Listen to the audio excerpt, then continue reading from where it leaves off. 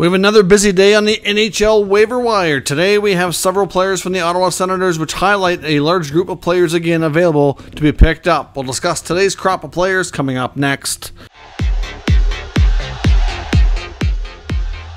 So welcome back to another video here at Top Shelf Hockey. As I mentioned, we have some more NHL waiver news. It continues to be a busy waiver wire, which is pretty common and typical this time of year as NHL teams start to make cuts and whittle down their numbers across training camp to get closer to what they feel will be their opening night NHL rosters.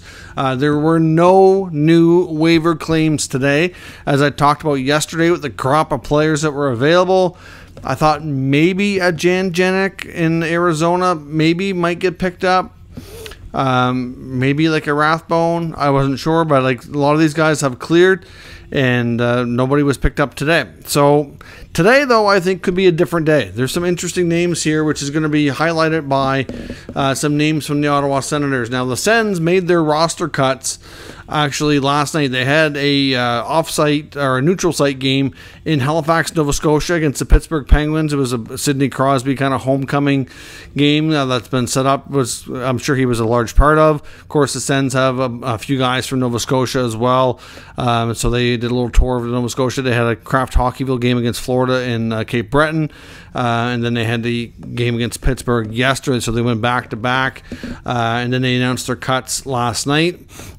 Good game for the Senators. They beat the Penguins 3-0 yesterday, unfortunately, for the homecoming for Crosby. As much as it was nice for him to be there and get lots of support, the team didn't come through, and the Sens, led by Jonas Korpisalo, shut out the Penguins yesterday in action. But cuts were made, and they've been making their announcements like early in the evening, so they're almost like making it aware so everybody knows like a half a day ahead before who's going on waivers. It's kind of unique. You don't usually see that. But today's waiver eligible players include Jacob Bernard-Docker, Igor Sokolov, Jacob Larson, and Matthew Highmore. From the Sens, they've also demoted to the AHL. These guys don't need waivers, so they can't be claimed. But Kevin Mandolese, Matt Palo, the defenseman, came over from Finland. They signed as a free agent. Zach Ostapchuk, and Tyler Kleven. So Kleven, I suspect it might be kind of like your number 7 defenseman, but would do him well to do some time in the AHL. I think because of their salary cap situation, they're probably only going to carry 6 defensemen to start the season, which is kind of a dangerous thing unless they do manage to find a trade to clear up some money. But right now things are so tight that they're going to have a less than a lesser number on the active roster than they're allowed to have because they just don't have the space. The other names, we're going to go and talk about some of these Sens players here in a minute, but the other names available on waivers today include Boston Bruins have Alec Regula, Daniel Renouf, Anthony Richard, Riley Walsh, and Parker Witherspoon. The Edmonton Oilers have Seth Griffith. The Devils have goalie Erik Källgren, formerly of the Toronto Maple Leafs. The Flyers have goalie Cal Peterson and Tanner Laczynski. Now, I don't think anybody's taking that Cal Peterson contract, so that's probably safe. Källgren, you never know. He does have a little bit of NHL experience. Did okay with the Leafs. Spent some time there. Ultimately get passed on the depth chart by Joe Wall. And then they had some other goalies that they were a little bit younger, so made sense for them to kind of part ways with Källgren. But he's a decent goaltender for like a number 3 or 3-4. Like he did serve the Leafs well when called upon. So wouldn't be a major shock if he's picked up, but I think there's going to be some better options in the next few days. So teams that are in the need for a goaltender, I think are probably going to be a little bit patient here and see what else can materialize. But I've seen quite a reaction on social media, especially by Sens fans themselves, about asset management and going on, and even some other reporters too.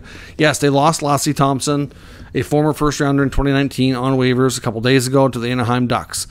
Now they could lose another former first rounder in Jacob Bernard-Docker, who's got to go through waivers to go to the minors. That's just the nature of it. He was a 2018 pick. That's 5 years ago.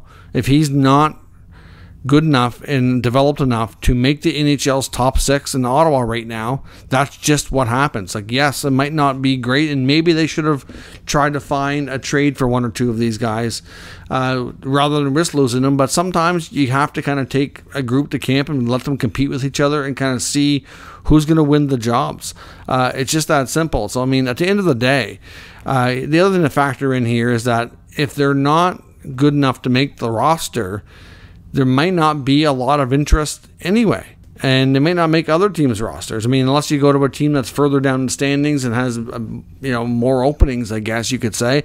But the decor in Ottawa, the top 4 is going to be set probably for years to come, barring something unforeseen. You've got Thomas Chabot, Jacob Chychrun, Jake Sanderson, and Artem Zub. All have decent term on their contract. The shortest term, I think, is Chychrun, who only has 2 years. Everybody else is longer term. And Jacob Chychrun has ties to the area, absolutely loves it there. I have no doubt that they're going to want to keep him and re-sign, and that he'll want to stay. So they'll probably get that figured out. So really, you're only looking at 5-6, and you've got Eric Brandstrom. Yes, I know the Travis Hamonic signing might not have went over well, but you got to have somebody in there as a veteran. You can't have all super young defensemen. And really, at the end of the day, you got Tyler Kleven. Cleven's going to be your next. He's definitely going to be on that roster on a full-time basis in the short term. And you have other defensemen coming behind him. You have Matt and Paolo, who signed as a free agent. You have Gannett, who's still on the roster. And then you have Thomas Hammer, who they drafted, and Sens these guys as well. He's still playing over in Europe. So, I mean, it's not like there's no shortage of guys. The other thing with Jacob Bernard Docker, he had signed a 2-year extension this offseason, and it's a one-way deal. It's under $900K. It's 800 and some thousand, 805 or 820. I can't remember the exact amount. It's 800 and something now, and it's 2 years one way. So really, is another team going to want to pick him up and pay him NHL salary for 2 years, even though he might play a handful of games and get waived again? I don't know. He just hasn't done enough to grab a roster spot. So sometimes you can talk about, trading these guys in asset management, but sometimes nobody wants them. And if they clear waivers, that's a clear tell sign that nobody wants them, or if they only want them if they clear waivers. So, the Igor Sokolov is a little bit more of a different story. I think he might get picked up, but he's another example, kind of like a Drake Batherson. Drake Batherson was what you'd call a late bloomer. Sokolov was drafted late, a little bit older, a little bit of a project, but he's been great at the American Hockey League level. But the problem is the only roster spots that he could really try to grab is a 4th line spot. He's an offensive guy. His skating has been his drawback. I don't know if it's I think it still is a little bit, but he spent the whole year working with a skating coach in Ottawa and working really hard. He's in great shape, conditioning wise, probably the best he come to camp in. I do think that there's a lot of improvements there. I wouldn't be shocked if he clears, but I wouldn't be shocked if a team gives him a chance. But they need to play him in an offensive role. When he's been in Ottawa, he has had some games, and he's mostly been in a bottom 6 role, and it's just not his style. They need a different style of players. So that's why some other guys that are still on the roster have beat him out. They have a lot of guys vying for 4th line roles. They have Parker Kelly, Mark Kastelik, Zach McEwen. And then on top of that, you still have Smelchka, who they signed from Finland. He looks real good. He's got a big body, good defensively. He's looking good. Rourke Chartier's had a real good camp too.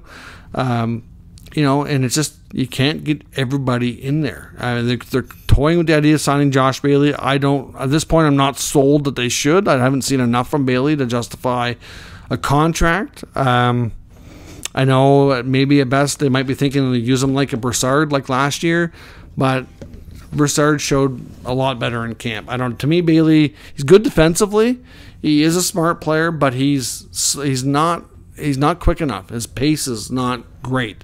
And when I've seen him play, I just find he's a little on the slower side. So we'll see. At the end of the day, I don't think the asset management in Ottawa is as big of a problem as some people have made it out to be. You can't have everybody make their roster. They have a huge cupboard of prospects. Some of these guys they've been waiting on and trying to hope to get them developed to the point to be NHL players for a few years now.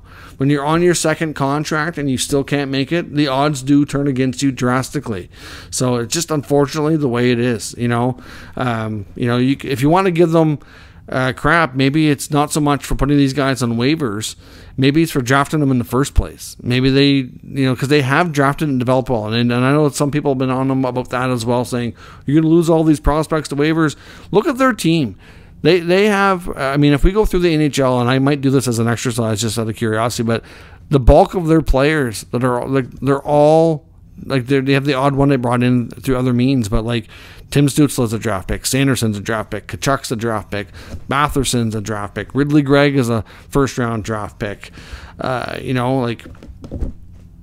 Thomas Chabot was a draft pick. Kastelik was a draft pick. Keep going down the list here. Like, there's all kinds of these guys that were draft picks. Like, they do draft and develop well. They've also, they dipped into free agency a little bit with Claude Giroux. That's worked out. They made a couple of trades for guys like Jacob Chychrun. That's worked out. They got Korpisalo in free agency this year. So far, that's worked out. We'll see. It's only preseason, but it looks good. At the end of the day, they've done well. I just think they're getting a little bit of a harsher hand here on social media than they deserve. But will those guys get picked up? Maybe, but won't be shocked if they clear either. But if they do get picked up, so be it. The Sens will get a little bit of cap space because of it, which will help.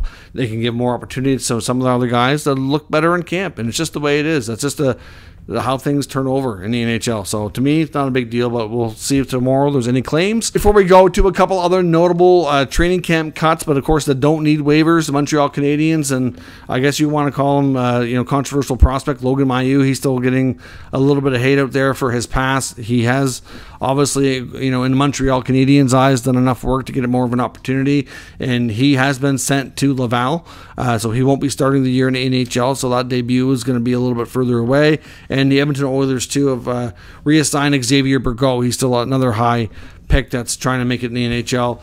He's been sent down to the AHL. I do think he had a good camp, though. Bourgault looked good from the action I've seen, and I wouldn't be shocked to see him get some call-up games later in the year. So let me know your thoughts on today's waiver news. We'll be back later with some other news and trade talk from around the league as well later this evening, so stay tuned for that. If you're new to the channel, subscribe, stick around, don't miss anything, and I'll catch you next time.